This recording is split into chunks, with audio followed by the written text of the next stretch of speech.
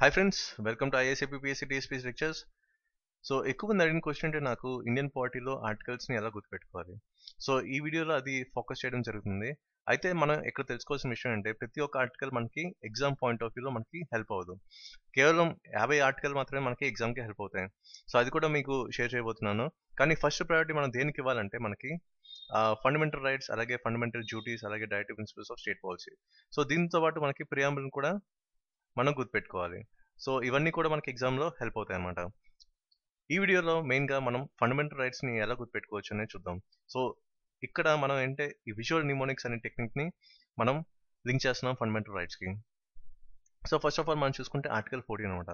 So ఇక్కడ article 14 ఏం చెప్తుంది? Equality before law. సో దీన్ని ఎలా మనం గుర్తుపెట్టుకోవచ్చు? సో మీరు ఇక్కడ చూసుకుంటే ఈ పిక్చర్ ద్వారా మనకేంటే కామన్ వెయిటేజ్ అంటే ఈక్వల్ వెయిటేజ్ కనిపిస్తుంది అనమాట. అంటే బ్యాలెన్స్డ్ అప్రోచ్ అనేది మనకి కనిపిస్తుంది. అయితే మనకి ఇది ఈజీగా ఎలా గుర్తుపెట్టుకోవచ్చు అంటే జస్ట్ ఓటింగ్ టైం అంటే ఎలక్షన్స్ టైంని మీరు గుర్తుపెట్టుకోండి. సో ఇక్కడ ఎలక్షన్స్ అప్పుడు ఏంటంటే ఎవరైతే పోటీ చేస్తున్నారో నాయకులు ప్రతి ఒక్కరి దగ్గరకు వచ్చి వాళ్ళ ఎజెండా ఏదైతుందో షేర్ చేస్తారు. అలాగే మా పార్టీకి ఓటేనని అందరినీ ఒకేలాగా ట్రీట్ చేస్తారనమాట. సో ఇక్కడంటే వాళ్ళకి ప్రతి ఒక్కరు ఇంపార్టెంట్. ఎవరైతే ఓటు వేస్తున్నారో ప్రతి ఒక్కరు వాళ్ళకి ఇంపార్టెంట్ అనమాట. అంటే ఇక్కడ ఏంటి అందరికీ కామన్ వెయిటేజ్ ఇస్తున్నారు. అంటే equal status and equal weightage అందరికి ఇస్తున్నారని మనకి అర్థమవుతుంది అనమాట. So article 14 equality before law అనేది మనం ఎలా గుర్తుపెట్టుకోవచ్చు? జస్ట్ ఈ ఎలక్ట్రానిక్ ఓటింగ్ మిషన్ కానీ లేకపోతే ఈ ఎలక్షన్స్ అనే వర్డ్ని మీరు లింక్ చేసుకుంటే ఈజీ అయిపోతుంది. నెక్స్ట్ చూసుకుంటే మనకేంటి ఆర్టికల్ 15 అనమాట. సో ఇక్కడ ఆర్టికల్ 15లో మనకేముంది?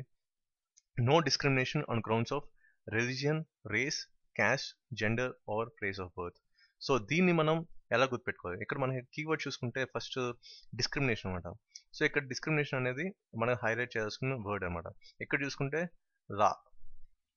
అయితే ఆర్టికల్ 14 మీకు చెప్పాను ఎలా గుర్తుపెట్టుకోవచ్చు అని.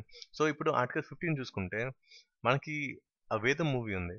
సో ఇక్కడ వేదం మూవీలో మనకి ఒక సీన్ ఉందన్నమాట. మీరు చూస్తే ఇక్కడ ఈయన ఒక పోలీస్ ఆఫీసర్, అలాగే ఈయన ఒక కామన్ సిటిజన్, కానీ ఈయన ఒక ముస్లిం అనమాట. సో ఇక్కడ ఆ టైంలో మనకి వినాయక చతుర్థి ఫెస్టివల్ అవుతుంది. అంటే గణేష ఫెస్టివల్ అవుతుంది అనమాట. సో ఇక్కడ ఊరేగింపులో సడన్ గా ఈయన క్రాస్ అవ్వడం జరిగింది. సో అక్కడ ఎక్కువ మంది హిందూస్ ఉన్నారు, ఇక్కడేమో ఓన్లీ ఒకే ఒక్క ముస్లిం ఉన్నారు. సో పేరు అడగడంగానే ఈయన ఒక ముస్లిం పేరు చెప్పడం జరిగింది. సో దీనివల్ల ఏంటంటే ఒక డిఫరెంట్ పాయింట్ ఆఫ్ వ్యూలో మనకి పోలీస్ ఆఫీసర్ రియాక్షన్ అనేది కనిపిస్తుంది అనమాట. సో యాక్చువల్లీ ఏంటంటే అది టువర్డ్స్ డిస్క్రిమినేషన్. ఆ తర్వాత ఏంటంటే ఈయన దుబాయ్ వెళ్ళిపోవడానికి పాస్పోర్ట్ అవన్నీ తీసుకుంటారు. సో ఎలాగంటే ఒక డిస్క్రిమినేషన్ యాక్టివిటీ ద్వారా ఒక టెర్రరిస్ట్ వాళ్ళ ఫ్యామిలీలో కొంతమంది టెర్రరిస్ట్ యాక్టివిటీస్కి పాల్పడడం వల్ల అది ఈయన కూడా ఇండైరెక్ట్గా లింక్ అయింది. సో ఈ ఇన్సిడెంట్ వల్ల ఏంటి వీళ్ళు మన దేశం వదిలేసి వేరే దేశానికి అంటే దుబాయ్ వెళ్ళిపోవడానికి చూస్తారు. సో ఇక్కడ ఏంటి కంప్లీట్ డిస్క్రిమినేషన్ అనేది జరిగిందని మనకి తెలుస్తుంది ఒక గవర్నమెంట్ అఫీషియల్ ఒక కామన్ సిటిజన్కి. సో ఇది అగైనెస్ట్ ఆర్టికల్ 15. ఇదంతా ఈ యాక్టివిటీ అండ్ ఈ సీన్ అంతా కూడా అగైనెస్ట్ ఆర్టికల్ 15 అనమాట. సో ఆర్టికల్ 15 మనకి క్లియర్గా తెలుస్తుంది అంటే నో డిస్క్రిమినేషన్. దేని మీద ఇక్కడ చూసుకుంటే ఈ సీన్లో మనకి రిలీజన్ బేస్ మీద కొంత డిస్క్రిమినేషన్ అనేది మనకి కనిపిస్తుంది. సో ఇది ఆర్టికల్ 15ని ఎలా గుర్తుపెట్టుకోవచ్చు? జస్ట్ ఈ వేదం ఆ మూవీలో ఈ ఇన్సిడెంట్ గుర్తుపెట్టుకోండి. జస్ట్ ఇది మనకి ఆర్టికల్ 15కి లింక్ అవుతుంది. నెక్స్ట్ ఆర్టికల్ 16 అనమాట. సో ఇక్కడ ఆర్టికల్ 16 మనకి ఏం చెప్తుందంటే equal opportunity in public employment. So దీన్ని ఎలా గుర్తుపెట్టుకోవాలి? సో ఈ మధ్యన ఏంటంటే ట్రాన్స్జెండర్స్కి మనకి రైట్స్ ఇచ్చారన్నమాట.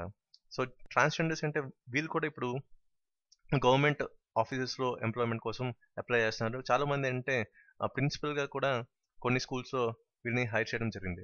సో ఇక్కడ ఏంటంటే అందరికీ ఈక్వల్ అనమాట. ఇప్పుడు ట్రాన్స్జెండర్స్ అనేది ఈక్వల్ ఆపర్చునిటీస్ ఉన్నాయి ఇప్పుడు గవర్నమెంట్ సర్వీసెస్లో కానీ లేకపోతే వేరే సర్వీసెస్లో కానీ. అంటే ఇక్కడ ఎంప్లాయ్మెంట్లో వీళ్ళు కూడా రైట్ ఉందని మనకి తెలుస్తుంది అనమాట. సో ఇక్కడ ఆర్టికల్ 16కి జస్ట్ ఈ ట్రాన్స్జెండర్స్ని మీరు గుర్తుపెట్టుకుంటే మీకు ఈజీ అయిపోతుంది.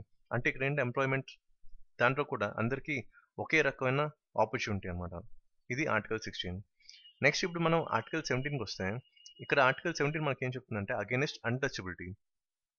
సో దీన్ని మనం ఎలా గుర్తుపెట్టుకోవాలి? ఇక్కడ కీవర్డ్స్ అన్ని కూడా మనకి ఏంటంటే హైలైట్ చేస్తున్నాయి అనమాట. సో ఇక్కడ మనం ఫోకస్ చేయాల్సింది ఏంటి? అన్టచబిలిటీ. సో దీన్ని ఎలా గుర్తుపెట్టుకోవాలి ఆర్టికల్ 17ని? ఫర్ ఎగ్జాంపుల్ మీరేంటి ఈ లగాన్ మూవీ చూసుంటారు. సో లగాన్ మూవీలో మనకి అమీర్ ఖాన్ తినేంటే ఒక దిగువ వర్గానికి చెందిన ఒక వ్యక్తి. సో సడన్ గా ఏంటంటే బౌలింగ్ చేసేటప్పుడు బాల్ స్పిన్ అవడం అంతా చూసి ఒకసారి అప్రోచ్ అయ్యి దాని మీద చేసారనమాట. కానీ వాళ్ళ టీమ్ మెంబర్స్ అందరూ దీనికి అగెనిస్ట్‌గా అయ్యారు.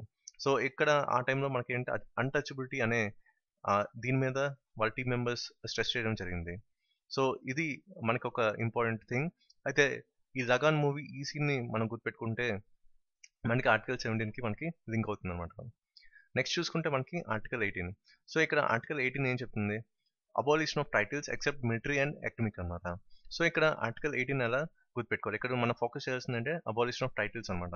సో మీరు చూడొచ్చు ఇక్కడ కొన్ని సంవత్సరాల ముందు మనకేంటే 'మోహన్ బాబు' గారు ఈ 'పద్మశ్రీ' అనే టైటిల్‌ని తన మూవీస్‌లో వాడడం జరిగింది.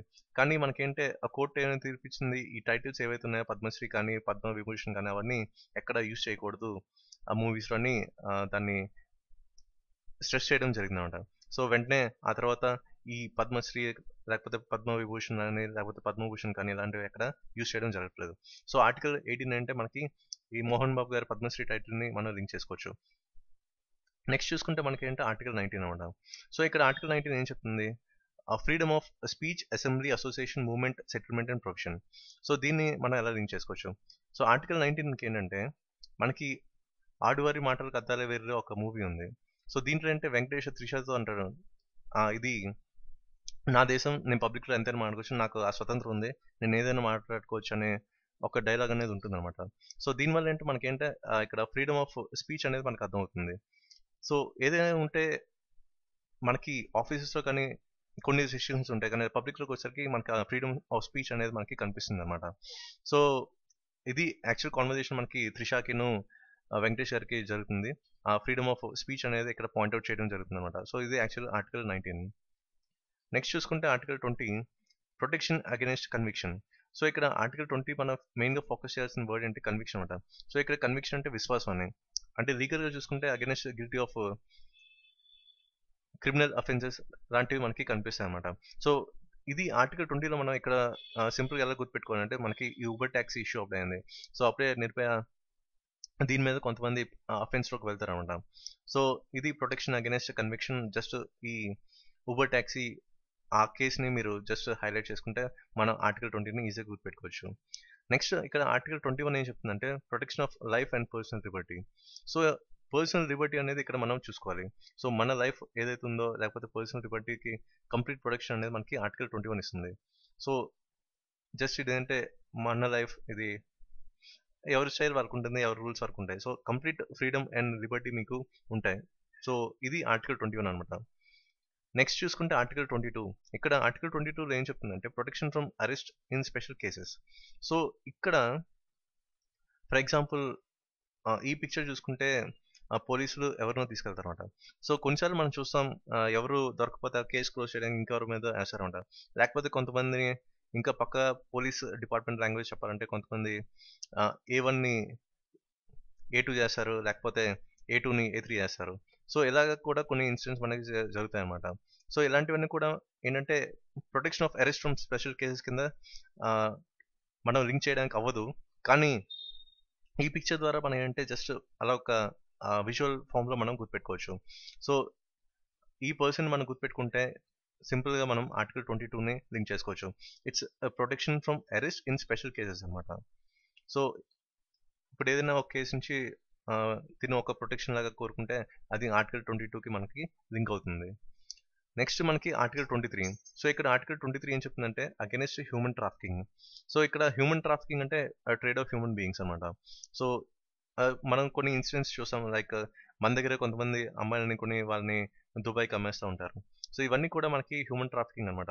సో ఇంతకుముందు ఏంటంటే ఒక రూ. 5,000కి, రూ. 10,000 కూడా అమ్మాయిలని కొనుక్కొని వాళ్ళని దుబాయ్‌కి అమ్మేయడం ఇలాంటివి కూడా ఇన్సిడెంట్స్ మనకి జరిగాయనమాట. సో ఆర్టికల్ 23 అంటే మనకి హ్యూమన్ ట్రాఫికింగ్. నెక్స్ట్ చూసుకుంటే మనకి article 24 it's against child labour. So దీన్ని ఎలా గుర్తుపెట్టుకోవాలి? సో మనకి పవన్ కళ్యాణ్ ఒక మూవీ ఉంటుంది 'గుడుంబ శంకర్'. సో దీంట్లో ఒక పార్ట్ ఉంటుందన్నమాట. ఇక్కడేంటే ఈ పిల్లోడిని కొడుతున్నప్పుడు జస్ట్ పవన్ కళ్యాణ్ అంటే కొంచెం రివర్స్ అవుతారన్నమాట.